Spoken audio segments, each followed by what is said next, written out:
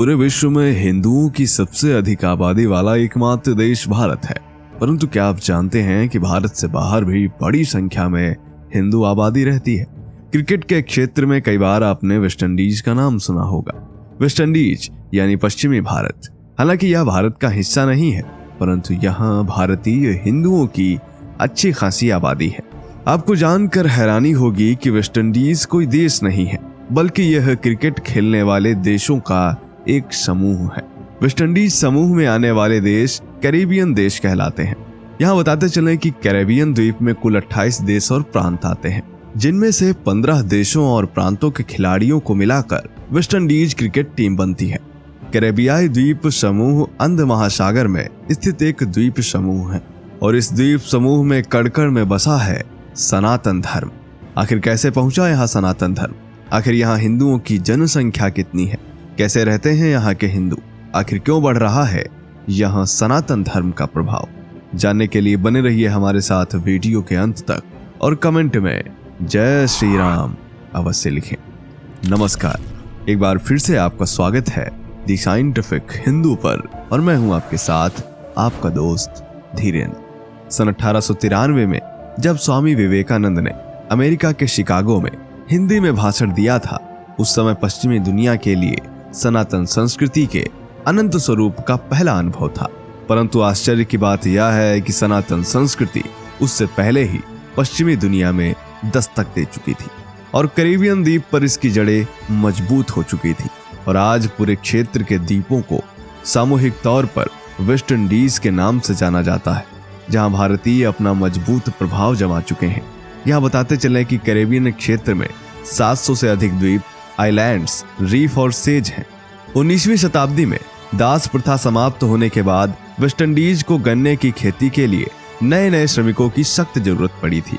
परिणाम स्वरूप भारत से मजदूरों की बड़ी मांग हुई, जिसके बाद बड़ी संख्या में भारत से गिरमिटिया मजदूर इस द्वीप क्षेत्र में ले जाए गए।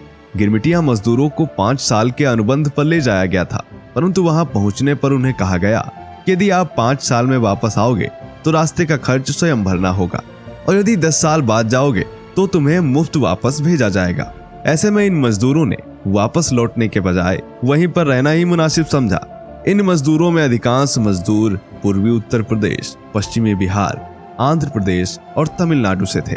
लंबी यात्रा के दौरान कई मजदूरों की रास्ते में मौत तक हो गई थी और इस तरह इस द्वीप क्षेत्र में भारतीय मजदूरों के साथ साथ सनातन संस्कृति का भी विकास हुआ।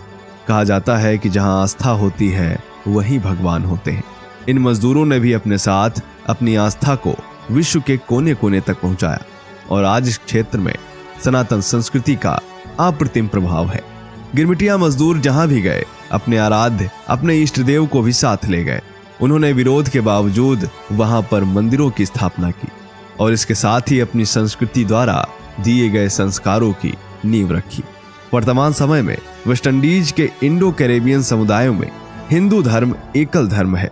गयाना, सूरीनाम तथा त्रिनिदाद और टोबैगो में हिंदुओं की संख्या सबसे ज्यादा है। त्रिनिदाद और टोबैगो में हालांकि हिंदू समुदाय अल्पसंख्यक है, लेकिन वहां के महत्वपूर्ण धर्मों में से एक है, यानी हिंदू धर्म यहाँ का दूसरा सबसे बड़ा धर्म है। वर्ष 2011 की जनगणना के अनुसार त्रिनिदाद और टोबैगो की कुल आबादी 13 लाख थी, जिसमें 40% ईसाई थे, 22% हिंदू थे और 7% मुस्लिम तथा यहूदी थे। वर्तमान समय में यहाँ हिंदुओं की संख्या 5 लाख के आसपास होने का अनुमान है। त्रिनिदाद और टोबैगो में सनातन धर्म महासभा नामक सबसे बड़ा हिंदू संगठन है, जिसका गठन वर्ष 1952 में हुआ था। त्रिनिदाद और टोबैगो में अधिकांश हिंदू सनातनी हैं। इसके अलावा यहाँ कुछ अन्य संप्रदाय भी हैं, जैसे कि आर्य समाज, कबीर पंथ, शिव नारायणी, रामानंदी संप्रदाय, औघड़, रविदास पंथ, सत्य साई, इस्कॉन, चिन्मय मिशन आदि।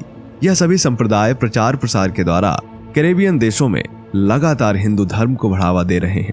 आलम यह है कि अब वहां के स्थानीय नागरिक भी बड़ी संख्या में हिंदू धर्म अपना रहे हैं। इस द्वीप पर Indian arrival day, Holi, Navratri, Dussehra, Mahashivratri, Krishna Janmashtami, Ramnavami, Hanuman Janmotsav, Ganesh उत्सव आदि हिंदू त्योहार काफी धूमधाम और हर्षोल्लास के साथ मनाए जाते हैं। त्रिनिदाद और टोबैगो में भारतीय लोक नृत्य के साथ साथ बॉलीवुड नृत्य भी काफी लोकप्रिय है। त्योहारों के दौरान यहाँ रामलीला, और रासलीला की एक अलग ही धूम होती है।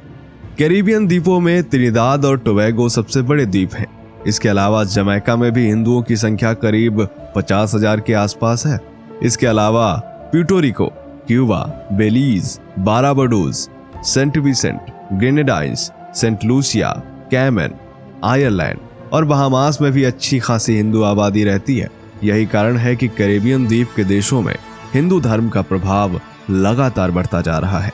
वेस्टइंडीज क्रिकेट टीम की बात करें तो नजारा काफी अलग है। भारतीय मूल के बहुत से खिलाड़ियों को वेस्टइंडीज टीम और कैरिबियन द्वीप समूह का प्रतिनिधित्व करते देखा गया है। कैरिबियन द्वीप समूह की ओर से वेस्टइंडीज टीम में सन्नी रामधीन एक प्रमुख खिलाड़ी रहे हैं। इसके अलावा विकेटकीपर व बल्लेबाज दिनेश रामदीन एक समय में वेस्टइंडीज टीम के कप्तान भी थे। एल्विन कालीचरण तो वेस्टइंडीज के महान खिलाड़ियों में से एक माने जाते हैं। वहीं गुयाना में जन्मे रोहन कन्हाई भारतीय मूल के सबसे महान क्रिकेटरों में से एक हैं, जिन्होंने एक अलग देश का भी प्रतिनिधित्व किया है। राम नरेश शरवण भी वेस्टइंडीज के लिए खेलने वाले लोकप्रिय खिलाड़ियों में से एक हैं। इसके अलावा शिव नारायण चंद्र पॉल मूल रूप से बिहारी ही हैं और यह भी वेस्टइंडीज टीम में काफी लोकप्रिय क्रिकेटर रहे हैं। आपको जानकर आश्चर्य होगा कि वहां बसे हिंदुओं के लिए अपनी संस्कृति को बचाना इतना भी आसान नहीं था और इसका जीता जागता उदाहरण त्रिनिदाद और टोबैगो में स्थित समुद्र का मंदिर है। इस मंदिर को समुद्र में इसीलिए बनाया गया था क्योंकि स्थानीय प्रशासन ने वहां भूमि पर मंदिर बनाने की अनुमति नहीं दी थी। आज आवश्यकता है कि भारत इन सभी देशों और छोटे द्वीपों में उपस्थित हिंदुओं से जुड़े और उन्हें एहसास दिलाए कि आज भी भारत उनके साथ है।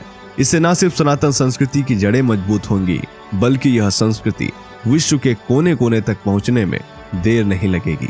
तो दोस्तों, यह जानकारी आपको कैसी लगी कमेंट करके जरूर बताएं। मिलते हैं आपसे अगले वीडियो में, तब तक के लिए जय हिंद, जय भारत, वंदे मातरम।